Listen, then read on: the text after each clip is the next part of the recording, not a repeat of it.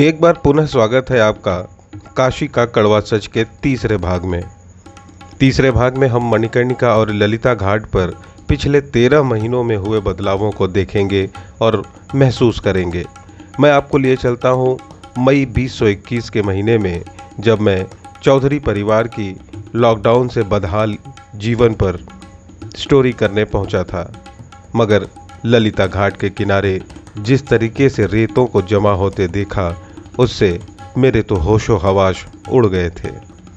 मैं समझ नहीं पा रहा था कि जो कुछ प्रस्तावित है उसके लिए इतनी तैयारी क्यों। यह कुछ और ही संकेत हो रहा था। मैं कई तरह के सवालों से उलझा इस प्रक्रिया को गौर से देख रहा था। लंबी लंबी पाइपलाइन लगाकर गंगा के उस पार से पानी के जरिए बालू इस पार खींचकर जमा किया जा रहा था। जो प्रस्तावित नक्शा अब तक सामने आया है, उसके लिए इतनी बड़े पैमाने पर गंगा के किनारे रेत की ज़रूरत नहीं थी।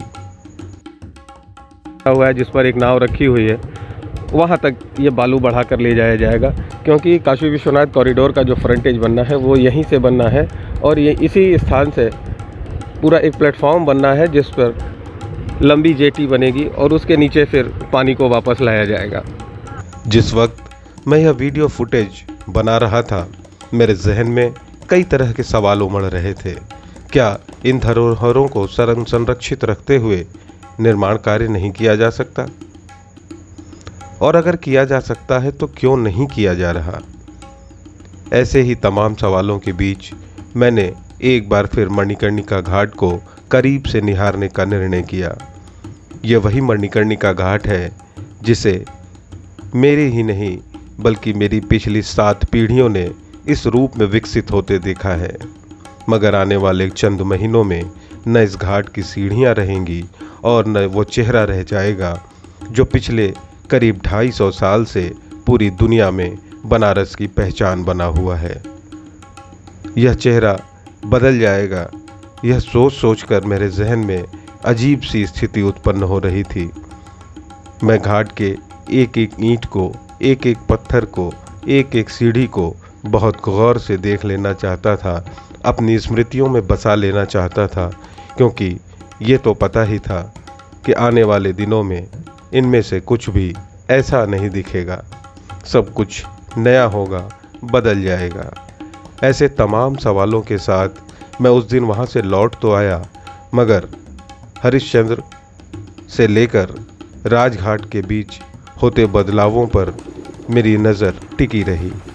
बेशक मैं मौके पे जा नहीं पा रहा था लगातार, मगर जानकारियां लेता जा रहा था और अंत में जुलाई के महीने में 7 तारीख को मैं खुद को रोक न सका और जल मार्ग के जरिए मैं फिर पहुंच गया ललिता घाट। इस बार वहां का नज़ारा बिल्कुल बदला हुआ था।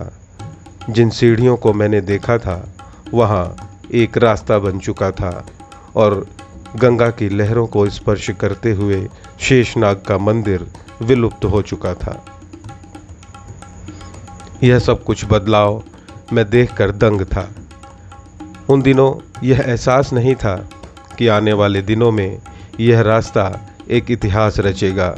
इस पर ऐसा कुछ नज़ारा दिखेगा जो आज तक कभी काशी ने नहीं देखा था।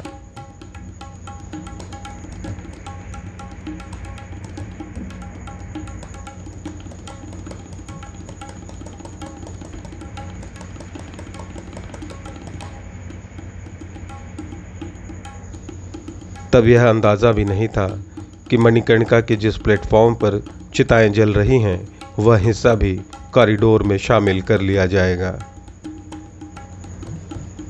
इस बदलते चेहरे को दिखाने के लिए लोग नौकाओं से पहुंच रहे हैं। माताएं अपने बच्चों को मणिकर्णिका घाट का यह चेहरा, इसका अतीत और इसका भविष्य एक साथ बता रही हैं। नौका पर सवार इस बच्चे की नज़र गंगा के अंदर बोरियों में भरकर डाले गए बालू पर पड़ी। उसने अपनी माँ से सवाल किया कि गंगा में ये रेत की बोरियां क्यों? माँ का जवाब था कि ये जो बोरियां हैं यहाँ तक रेत आ जाएगी और उसके ऊपर प्लेटफॉर्म बनाया जाएगा जिसके माध्यम से विश्वनाथ कॉरिडोर का पूर्वी द्वार तैयार होगा। ललिता घाट के किनारे नेपाली मंदिर के ठीक बगल वाली इमारत, जिसमें प्राचीन काल से संस्कृत विद्यालय संचालित होता था, उसे तोड़ने का क्रम जारी है। अगले कुछ महीने ऐसी ही व्यस्तता में गुजर गए।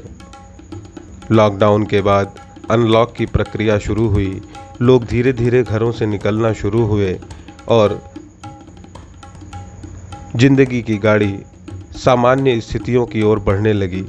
मगर गंगा के किनारे जो कुछ हो रहा था वह असामान्य था, क्योंकि यह स्थितियां भविष्य में कई प्रकार की चुनौतियों को जन्म देने वाली हैं।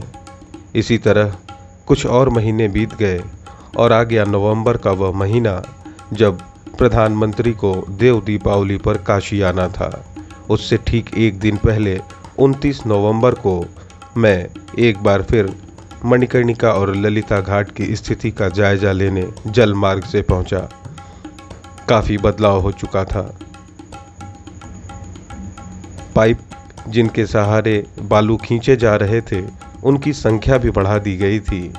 यह सब कुछ दिखाना था प्रधानमंत्री को कि काशी विश्वनाथ मंदिर कॉरिडोर के लिए कितनी शिद्दत से काम किया जा रहा है।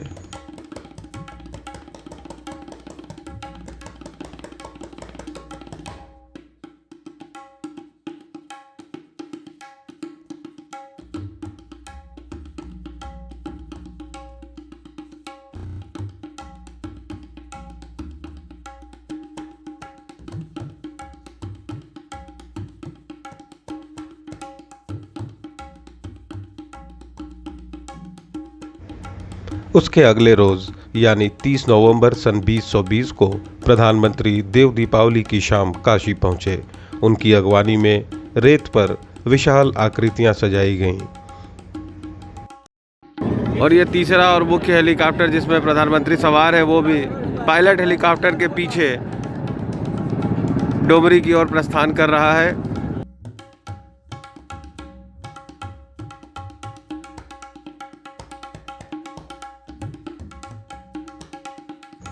प्रधानमंत्री नरेंद्र मोदी डोमरी में अलकनंदा क्रूज पर सवार हुए और ललिता घाट तक पहुंचे।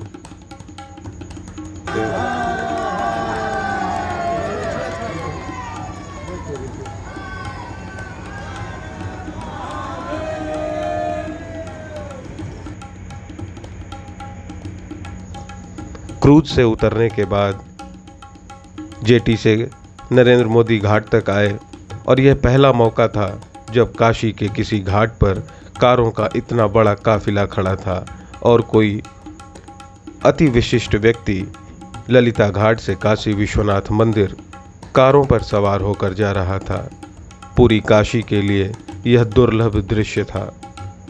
मगर इसके बाद कई और बदलाव हुए।